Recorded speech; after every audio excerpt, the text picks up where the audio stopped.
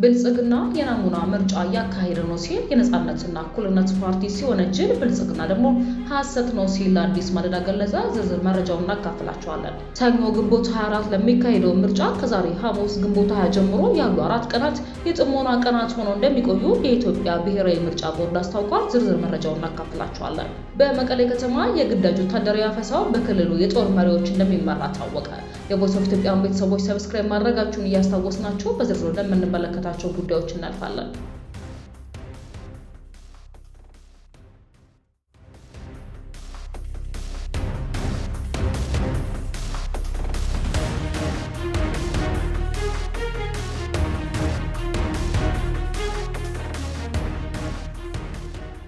በአማራ ክልል ደቡብ ወሎ ዞን በቃሉ 2 የምርጫ ክልል ለሕዝብ ተወካዮች ምክር ቤት በእጩነት የቀረቡ የነጻነትና እኩልነት ፓርቲ ነኢፓ ተወዳዳሪ የምርጫ ቅስቀሳ ወቅት ህገወጥ ተጽዕኖ ማሳደር ድርጊቶችና የማስፈራሪያ ሁኔታዎች እያጋጠሟቸው መሆኑን ገለጹ።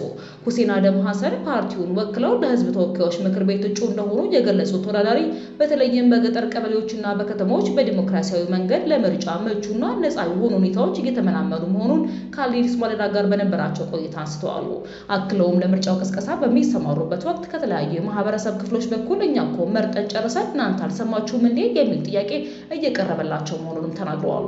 ሁሴን በገጠር ቀበሌዎች አካባቢ የምርጫ ቅስቀሳ በሚያደርጉበት ወቅት በየአዳራሹ ህዝብን በመሰብሰብ የናሙና ምርጫ በሚል ስም ዜጎች ገዢውን ፓርቲ ብቻ እንደሚመርጡ ግልጽ የሆነ ተጽዕኖ እየተደረገባቸው ይገኛል ሲሉም ገልጸዋል።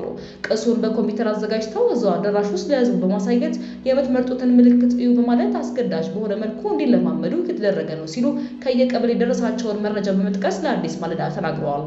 አዲስ ማለዳ የቃሉ ወረዳ የብልጽግና ፓርቲ ጽሕፈት ቤትን ኃላፊ አደም አብዱን ያነጋገራቸው ሲሆን ፓርቲያቸው ያደረገለው እንቅስቃሴ ምርጫ ቦርድ በሚፈቅደውና በሚያዘው መሰረት ነው በማለት በተቃዋሚው ፓርቲ የተነሳባቸውን ክስ ፍጹም እኛ እንደዚህ ያላደረግ ነገር አላደረግንም እንዲኖርም አንፈቅድም ይህንን በማለት ምላሽ ሰጥተዋል።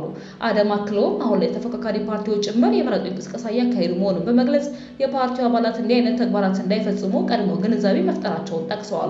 እጩ ተወዳዳሪው በተለይም በህዝብ መጠቀሚያ የሆኑ የጋራ ምሰሶች ላይ የለጠፏቸው ምልክቶች ሆን ተብሎ እየተመረጡ እንደሚቀደዱባቸው አስታውቀዋል። ትላንት የለጠፍኩትን ዛሬ ገንጥለው ታገኘዋለሁ። በአንዱ የብልጽግና ቀበሌ ፊት ለፊት ባለው ምሰሶ ላይም እንዲሁ ለምልክቶች ተቀደውብኛል ያሉት ተወዳዳሪው ይህ ድርጊት ሆን ተብሎ ተቃዋሚዎችን ለማዳከም የሚደረግ መሆኑንም ተናግረዋል። ይህ በእንዲህ እንዳለ የነኢፓ ተወዳዳሪ በአሁኑ ወቅት በአካባቢው ነጻና ፍትሐዊ ምርጫ ለማድረግ የሚያስችሉ ምቹ ሁኔታዎች በ100% የሉም ሲሉም ተናግረዋል። በዛሬው ዕለት አስቻይ ሁኔታ ስለሌለ በሚል በራሳቸውን ከምርጫ ለማግለል ከፓርቲያቸው እንዳሳወቁም ተናግረዋል። ጉዳዩን ለአካባቢው የምርጫ አስፈጻሚዎችም ሆነ ለሚመለከታቸው አካላት ቅሬታቸውን ለማቅረብ እየተንቀሳቀሱ መሆኑንም አንስተዋል። አዲስ ማለዳ ከቦርዱ ምላሽ ለማግኘት ብትሞክርም ለጊዜው ባለመሳካቱ በዘገባው ማካተት አልተቻለም። በተያያዘ ዜና የፊታችን ሰኞ ግንቦት 24 ለሚካሄደው ምርጫ ከዛሬ ግንቦት 20 ጀምሮ ያሉት 4 ቀናት የጥሞና ቀናት ሆነው እንደሚቆዩ የኢትዮጵያ ብሔራዊ ምርጫ ቦርድ አስታውቋል። በምርጫ ቦርዱ የተቀመጡ የቅስቀሳ መርሃ ግብሮች መገባደዳቸውን ተከትሎ በምርጫ የሚሳተፉ የፖለቲካ ድርጅቶችም በአደባባይም ጭምር የሚያደርጉትን ቅስቀሳ እያጠናቀቁ መሆኑን እየገለጹ ሲሆን ገዢው ብልጽግና ፓርቲ የምርጫ ቅስቀሳ ማሳረጊያ የድጋፍ ሰልፉን ማክሰኞ ዕለትም በአዲስ አበባ አካሂደዋል። ማክሰኞ ዕለት የአደባባይ ምርጫ ቅስቀሳውን ማጠናቀቁን የገለጸው የአራት ፓርቲ ድርጅቶች ቅንጅት የሆነው ትብብር ለኢትዮጵያ አንድነት ሂደቱ ግን ቀላል እንዳልነበር ነው ያመላከተው። የትብብሩ ምክትል ፕሬዝዳንት መጋቤ ብሉይ አብርሃም ሃይማኖት ለፖለቲካ ፓርቲዎች በጣም ፈታኝ አስቸጋሪ ጊዜ ነው ያለፈው በማለት ትብብራቸው ከዚህ አኳያ በብዙ መፈተኑን አስረድተዋል። ያም ሆኖ ግን የምርጫ ዝግጅቱና ቅስቀሳዎቹ በጣም ስኬታማ ነበሩ የሚሉ አስተያየቶቻቸውን ያስከተሉ ፖለቲከኛው በአንዳንድ ክልሎችና አካባቢዎች ችግሮችም እንዳጋጠሟቸው ገልጸዋል። ትብብር ለኢትዮጵያ አንድነት በምርጫ ሂደት በተለያዩ ከተሞች ህዝባዊ ሰልፍ መጥራቱንም ጭምር የምርጫ ቅስቀሳው አካል እንደሚያደርገው ደጋግሞ በመግለጫው ማሳወቁ ይታወሳል። ይሁንና ዛሬ በአደባባይ ምርጫ ቅስቀሳው መርሃ ግብር እንደሚያበቃበት ዕለት ድረስ በአቲው መሰል የአደባባይ ሰልፍ የማድረግ እቅዱ ስላስቀየረው ጉዳይ የጠየቁት ፖለቲከኛው እሱ ሊቀር የቻለው በሁለት ምክንያቶች ነው ብለዋል። በቀጣይ ብዙ አጀንዳዎች ስላሉ ምርጫው ከተጭበረበረ ሊጠራበት ይችላል። ሌሎችም አስቻይ ሁኔታዎች ምላሽ ስላላገኙ ማለትም በመጀመሪያ ፖለቲካ ስራዎች መስራት አስፈላጊነቱ ጎልቶ አግኝተነዋል ብለዋል።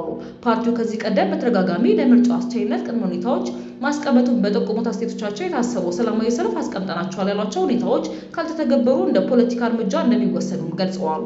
ገዢው ፓርቲ ብልጽግና የ7ኛው ጠቅላላ ምርጫ የምረጡኝ ዘመቻ የማጠቃለያ መርሃ ግብሩ በመስቀል አደባባይ ሲያካሂድ የአዲስ አበባ ከተማ አስተዳደር ከንቲባ አዳነች አቤቤ ምርጫው በሀገሪቱ የተረጋጋ የፖለቲካ ስርዓትን በማጽናት ዘላቂ ሰላምን ለማረጋገጥ ብሎም የተጀመሩትን ልማቶች የማስቀጠያ መንገድ ነው ብለውታል። ጠቅላይ ሚኒስትር ዶክተር አብይም የኢድ አል አድሃ በዓል እንኳን አደረሳችሁ መልእክት ባስተላለፉበት አጋጣሚ የዘንድሮ ሀገራዊ ምርጫ ሀገራዊ መንግስት ስርዓቱን የሚጠናከርበት ከምንም በላይ ደግሞ ብዝሃ ድምጽ የሚሰማበት የህግ መወሰኛ ምክር ቤት የሚመሰረትበት አጋጣሚ እንደመሆንም ጠቁመውበታል። የቮይስ ኦፍ ኢትዮጵያ ቤተሰቦች ሰብስክራይብ ማድረጋችሁን እያስታወስናችሁ ወደ ምርጫ ዘገባችን እናልፋለን።